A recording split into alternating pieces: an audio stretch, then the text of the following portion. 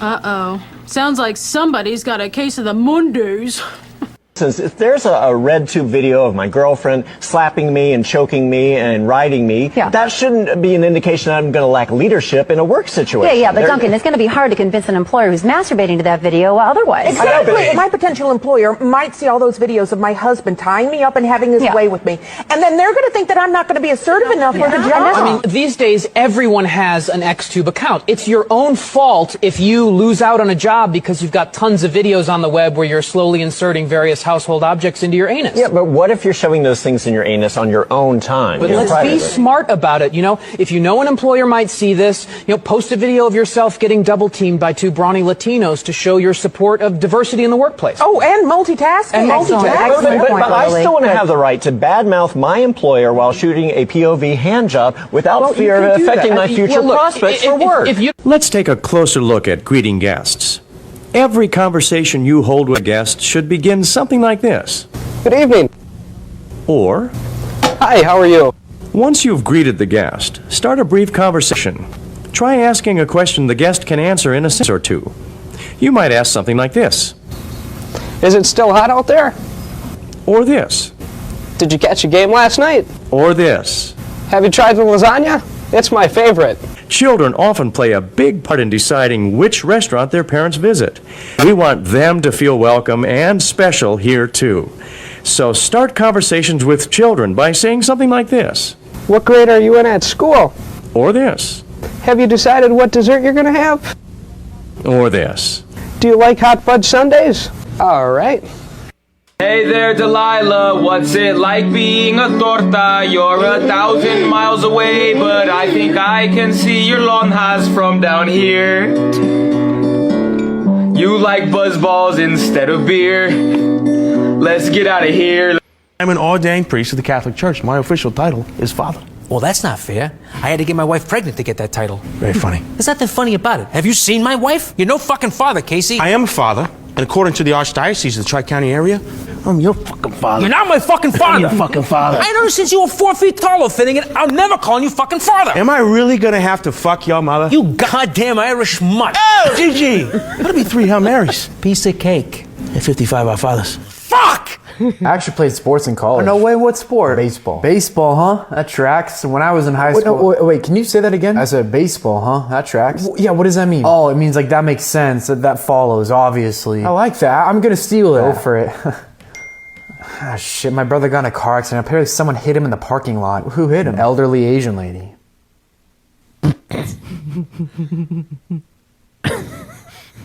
Baseball, huh? No, what? Oh, make you want to kick a fat kid at Kmart, you know what I'm saying? It's not about being better, it's about being first, right?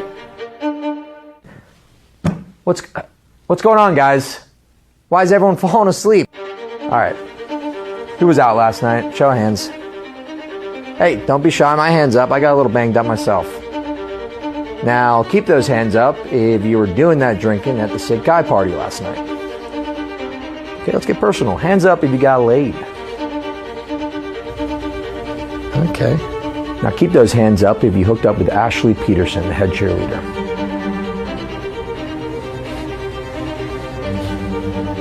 Now, I want you to keep those hands up if you hooked up with Ashley before the pregame. How's my dick taste, Perryman? See, class, it's not about being better. It's about being first. Awake now? You have a drinking problem. I have a drinking problem? Fuck you, Peck. You're a Mormon. Ozzy. Next to you, we all have a drinking problem. What the fuck is this? Whose ass didn't I kiss? Let me ask you something. When you come in on Monday and you're not feeling real well, does anyone ever say to you, sounds like someone has a case of the Mondays? No. No, man. Shit, no, man. I believe you get your ass kicked saying something like that, man.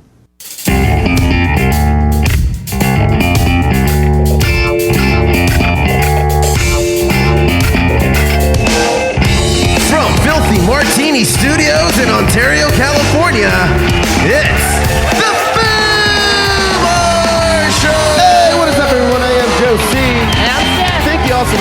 listening to the Foo Bar Show. Remember to follow, like, and comment on our socials at Foo Bar Show. That's FOO Bar Show. And listen at FOOBarshow.com or wherever you get your podcasts. And we'll keep fooing it up like a bunch of foos. Ain't that right, Steph? That's right. Steph, today's going to be a good one. You want to know why? Why? Because we have stories from Chuck E. Cheese. Chuck E. We Cheese. went to go see the man himself this morning. We'll talk all about it, but we also got some geek stuff, and here's what I would do. So, what's up, Steph? How you been? Good. You know we're in season 8 now of this thing? The last week was the first episode of the new season because we started in May. Like season 8, damn. Like 7 years ago or something. Wow. Yeah. Well, happy season 8 premiere. Oh, that was last week. Happy episode Belated. 2, everybody. Yeah.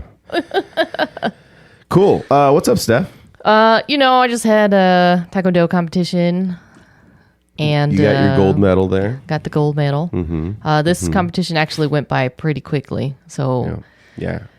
You made quick work. If you don't know anything about martial arts competitions, here's how it goes. You check in early in the morning and you wait until you get called. Yep. For being an older athlete and a higher level belt, I'm usually placed at the end of the day. Right. So it's just hours upon hours of waiting, stretching, practicing, more waiting, watching, and then finally going. We've been to competitions before where we've been there for almost 12 plus hours. Yeah. With no food. Yeah. That was a bad organized situation. But this one was really nice. It's all, we were in and out in like 4 hours. Mm-hmm.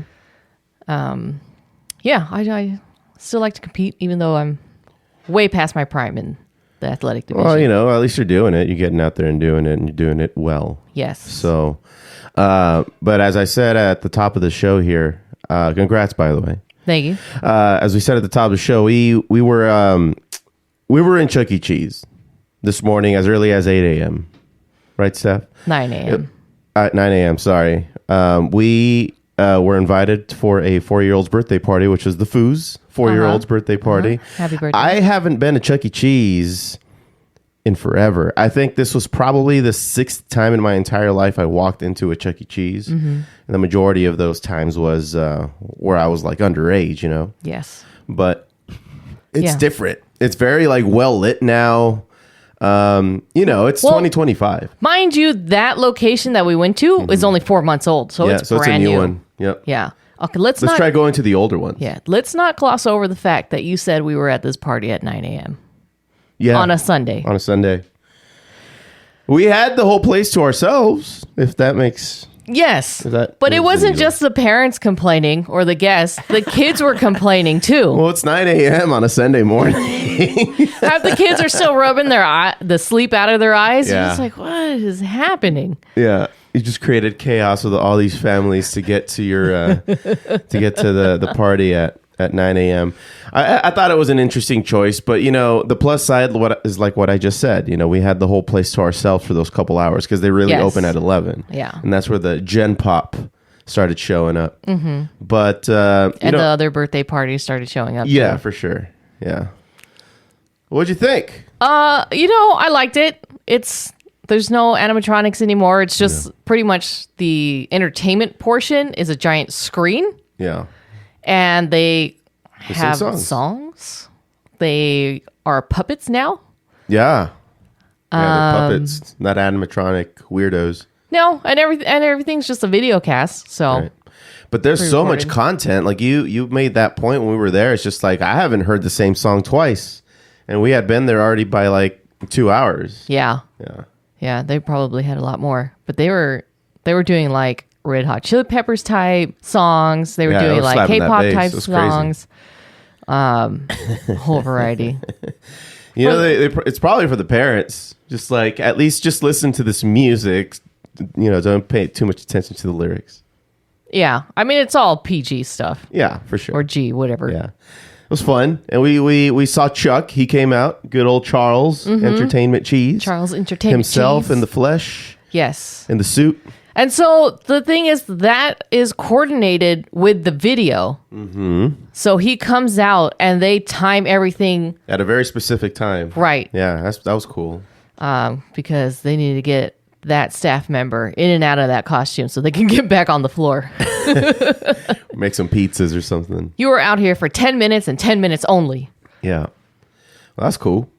Yeah. Would you like to know some history of Chuck E. Cheese? Sure. I've never thought to ask. I just, figured it always was around. Did you know that Chuck E. Cheese, and I'm getting this from Wikipedia, the most reliable source on the internet, was Could be worse. originally known as Chuck E. Cheese's Pizza Time Theater. Oh, wow. Oh, yeah. Okay. That makes sense. Pizza Time Theater. And not only that, but it was founded by the founder of Atari, Nolan Bushnell. No shit. Yeah.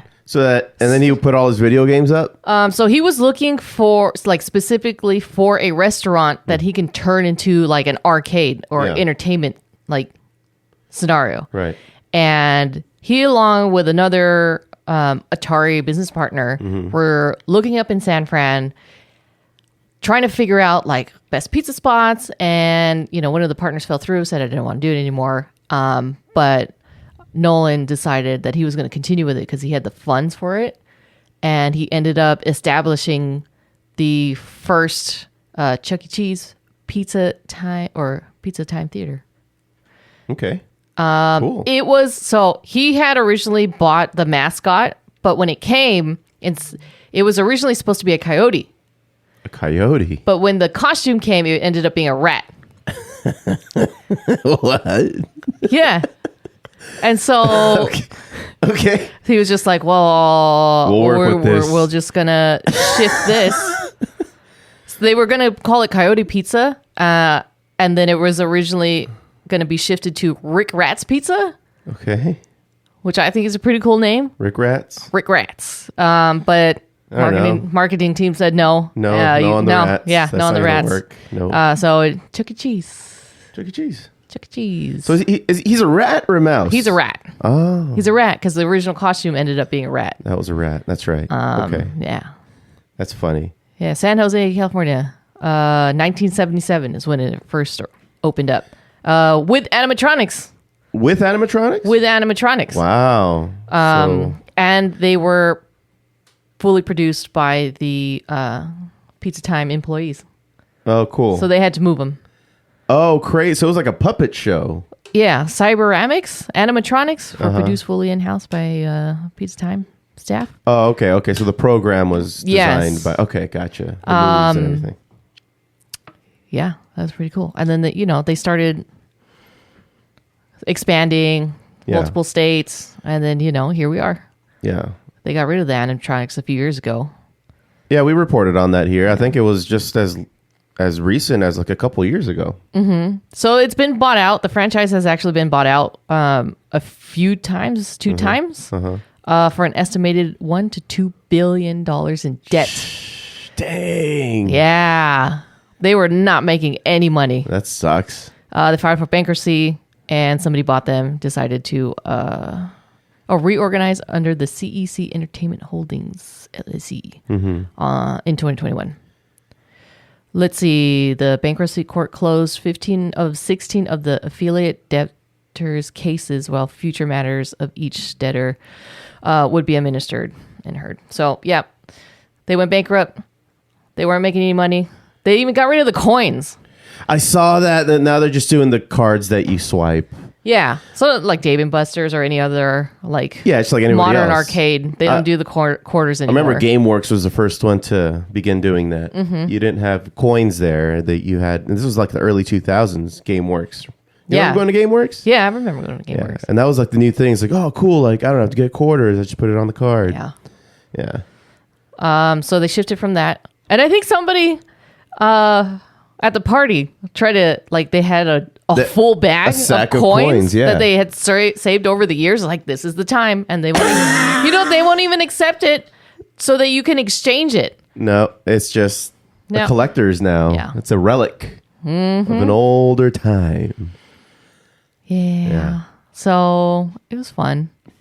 The pizza's good. It is actually really good. Yeah, For like it thin has crust like a nice pizza. little garlic crust going on. Yeah. I was pleasantly surprised. Good job, Chuck.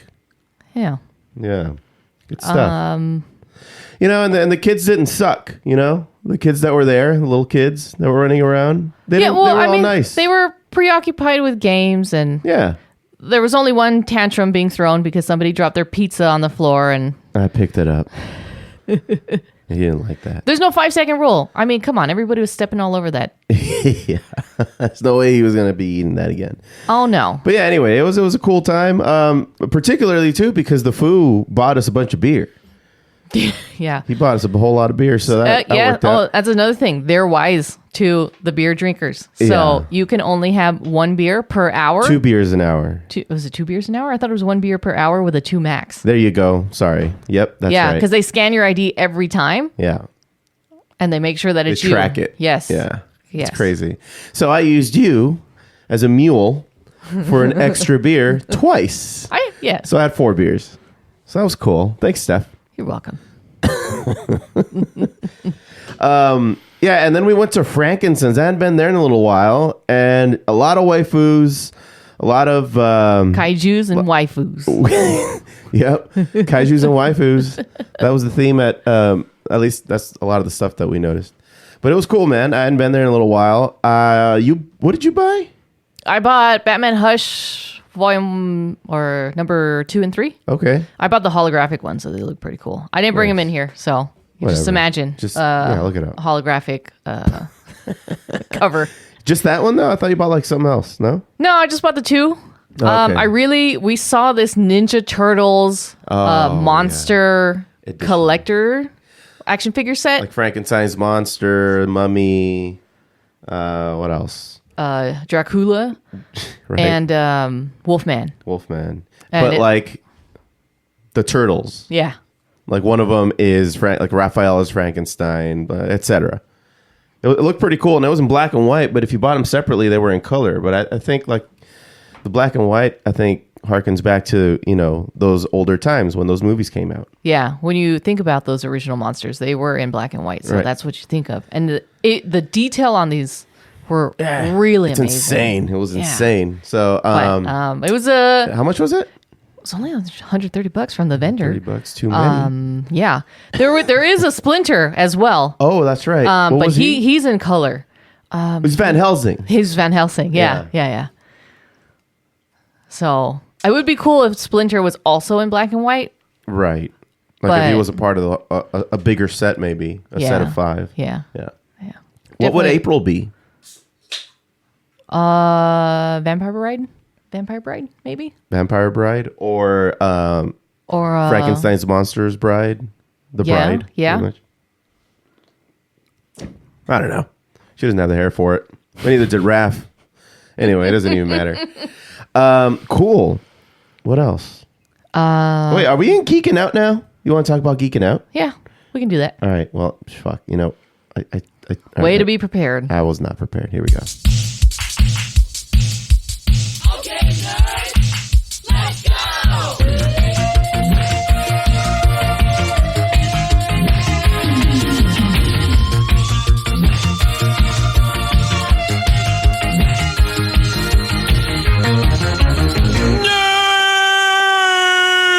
All right. Well, I don't really have a whole lot. I think today's going to be a bit of a quick one. I just wanted to bring up a couple of things regarding the MCU, some things that are rumored to probably be happening with the X-Men.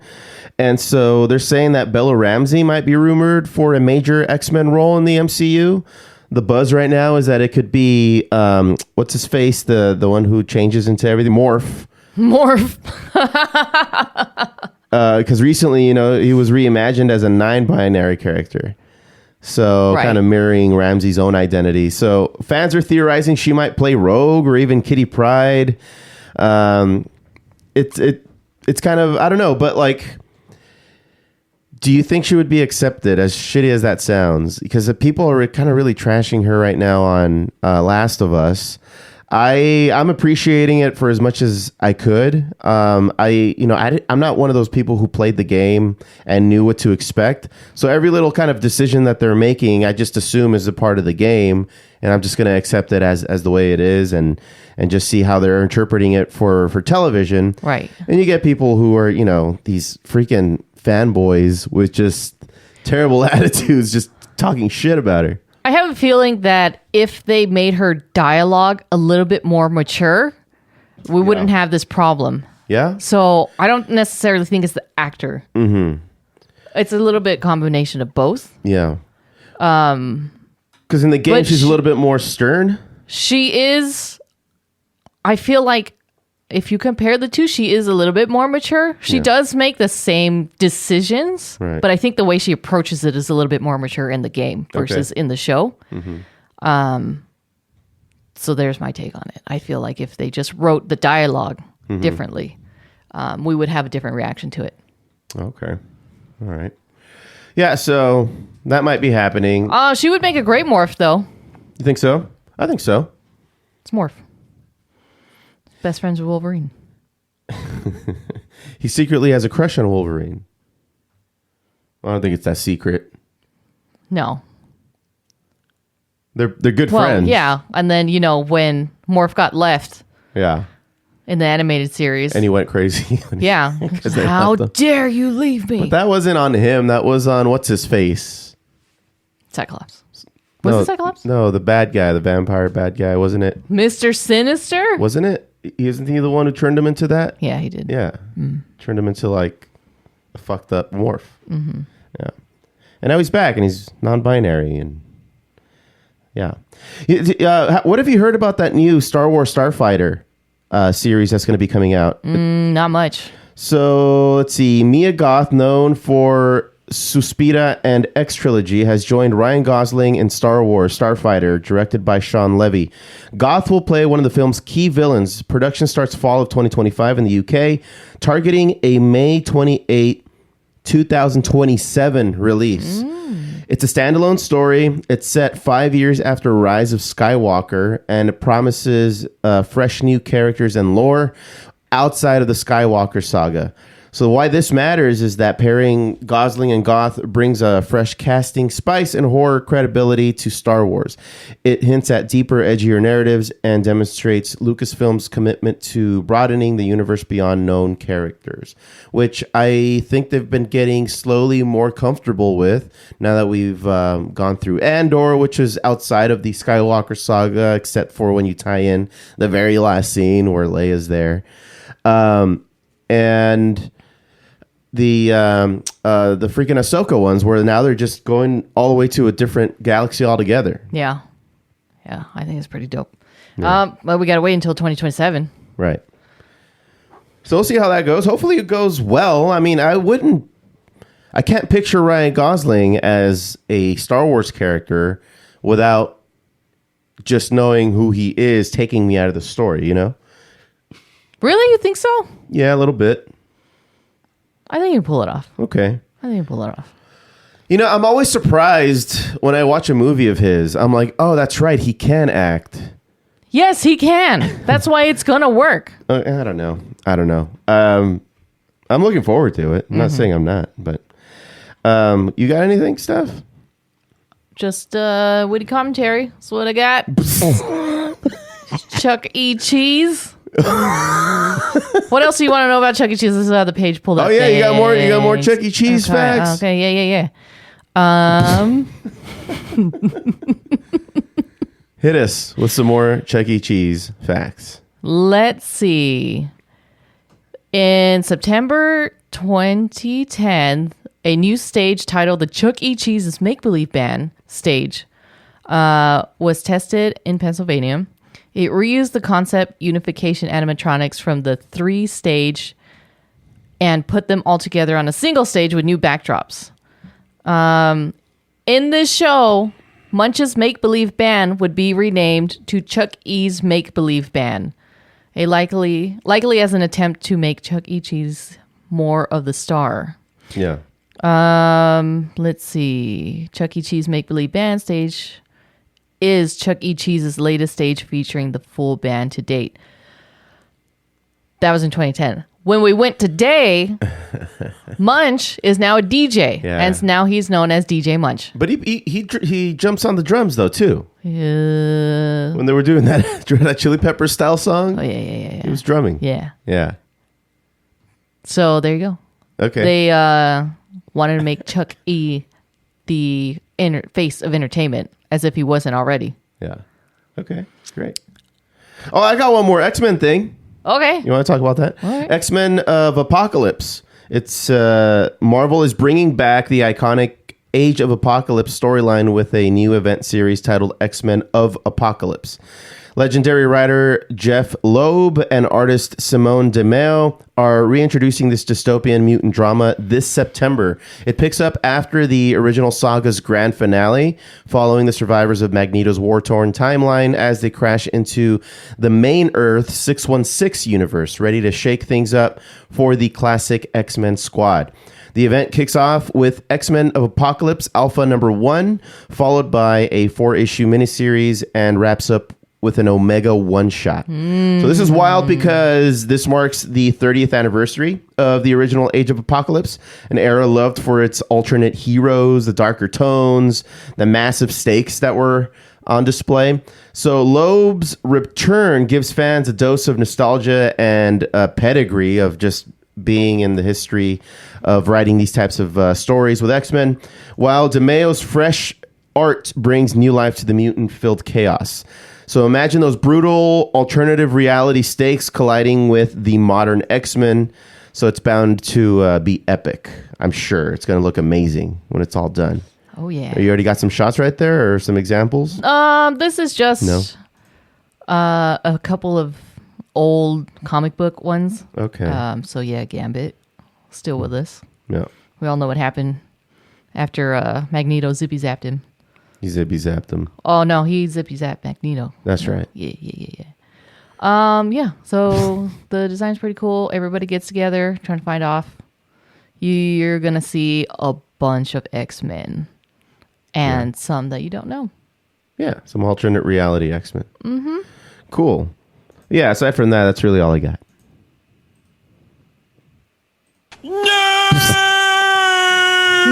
Steph, I've got a couple new emails for Here's What I Would Do. Okay. Man, see, like, you don't even know, man. It's like you're born into this world, man. And you got it's like this, man, the dust and the wind, man. Or like a dang old candle in the wind, man. It don't matter, man. It's all the old time. You know what I think, man? Like them dang old, I think, therefore you are, man. Well, that's what we tell ourselves, isn't it, Boomhauer?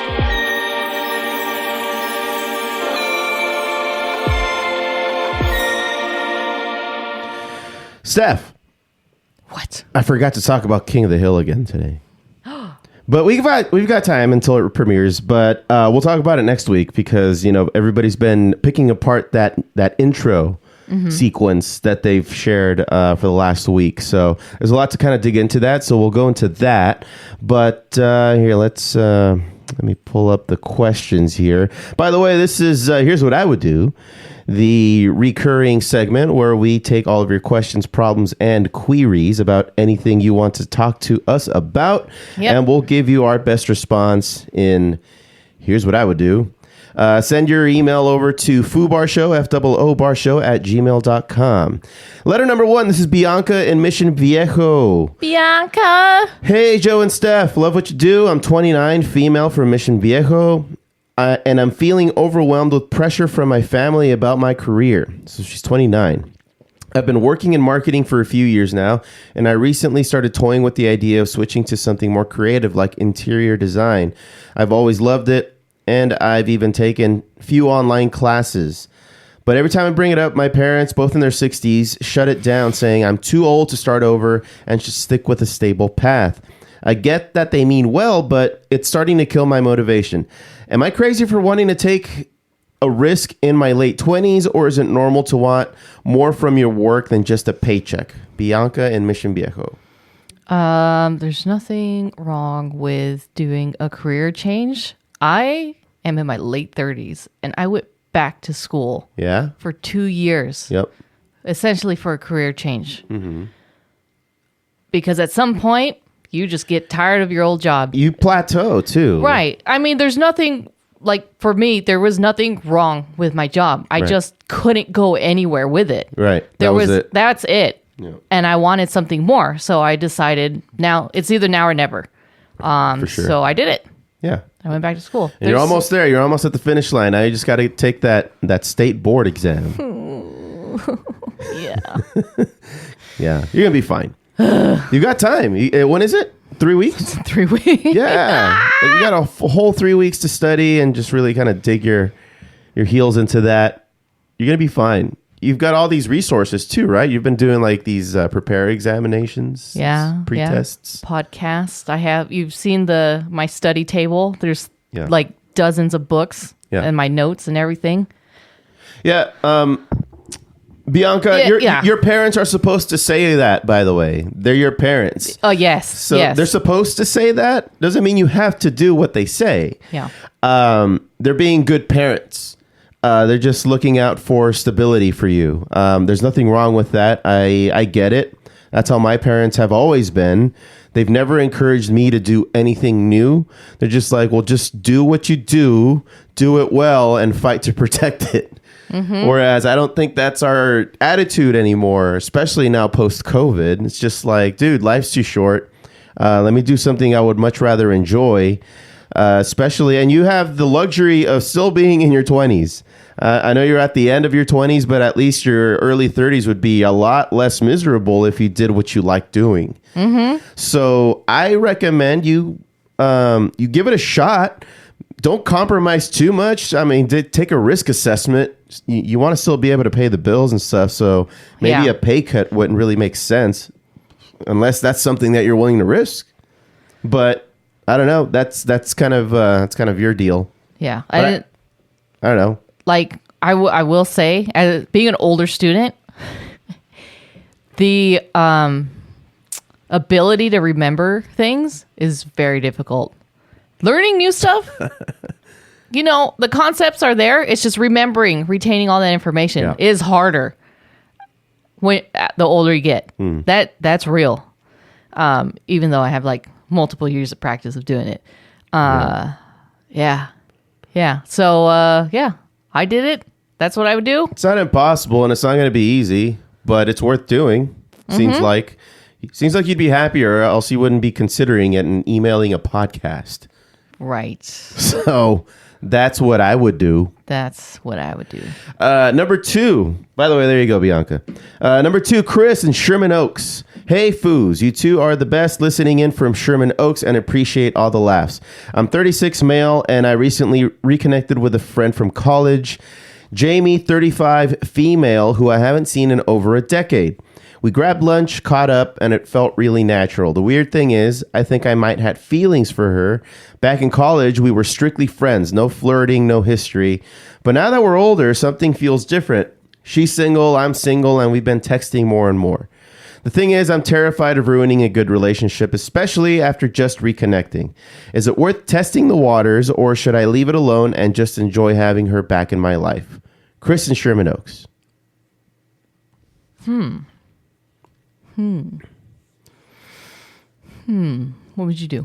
I think I would first make sure that she shares the sentiment, that she also has feelings for you, or that the flirting has been legitimate, assuming there has been flirting. If you say that it feels different and she acknowledges that she's single and you're texting more and more and you're finding it easier to relate and exist with this person, I think it's worth the shot. I think it's worth you shooting the shot. I mean, if it doesn't work out, that's the end of that, unless you find a way to be amicable about it. But that's not really what happens all the time, or most of the time even. So that I would encourage you to go for it, because otherwise you're just going to be wondering what could have been. You're single. You kind of have nothing to lose except her. But she was already outside of your life for a big gap of your life after college too. So there's that. You're 36, so you must have graduated college at like 22. You haven't seen her, I'm guessing, it says right here, in over a decade. So yeah, I was going to say like 14 years maybe, tops.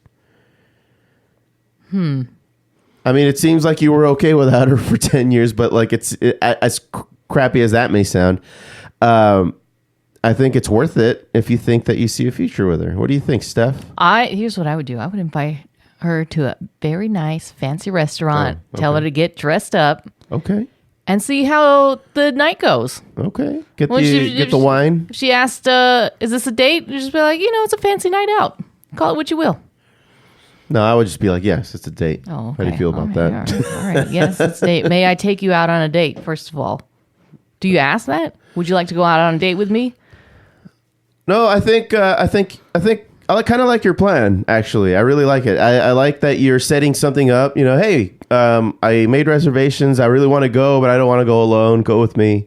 Yeah. Dress up, look really nice, and then see how that situation ends up working out. And then if you want to call it a date after the fact, that's kind of a way to weasel into having a first date and still making it seem a little cute and charming. Right. I mean, because you're already friends. I mean, that seems like a fun activity to go and do to begin with. Yeah, to go to a nice place. Be like, hey, so what do you think about this date? Do you think we can do more of these? Because I would like to do more of this with you.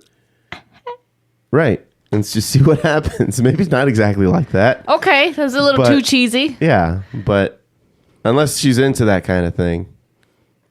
Only you would know, Chris. Would you like another Chuck E. Cheese fact? I'm just kidding. You got one? No, Oh. I closed the page. Okay. Speaking of cheese. Cool. Well, Chris, there you have it. For the both of yous, Bianca and Chris, just do it. Just do it. I think you'd be better off for it. Do it. Do it. Man, see, like, you don't even know, man. It's like you're born into this world, man. And you got it's like this, man, the dust and the wind, man. Or like the dang old candle in the wind, man. It don't matter, man. It's the old time. You know what I think, man? Like them dang old, I think, therefore you are, man. Well, that's what we tell ourselves, isn't it, Boomhauer?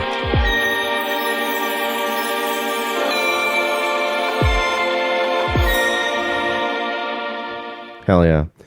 Steph, I think that's going to do it for another podcast. We did say we were going to keep it a tad bit short here because you still need to get back to studying. That is a, nice short one. Cool. We said we were going to do it, and we came through. I hope everybody's happy. Yeah. All right. I think that does it. Let me get my sound shit ready. Here we go. What? Don't know that we're going to have another one next week. Father's Day? Father's Day? Maybe we'll record on Saturday. How does that sound? Let's see. We'll go on Saturday. Yeah, maybe Saturday. Okay.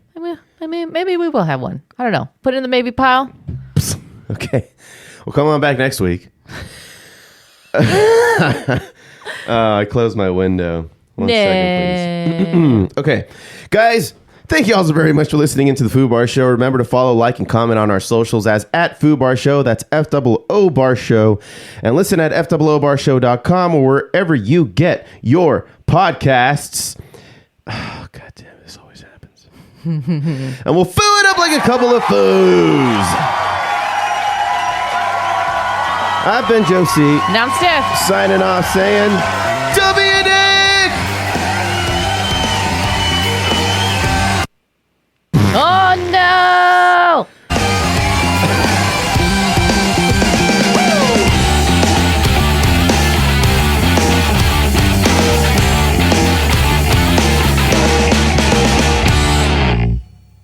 Fuck, man. Thank you, guys.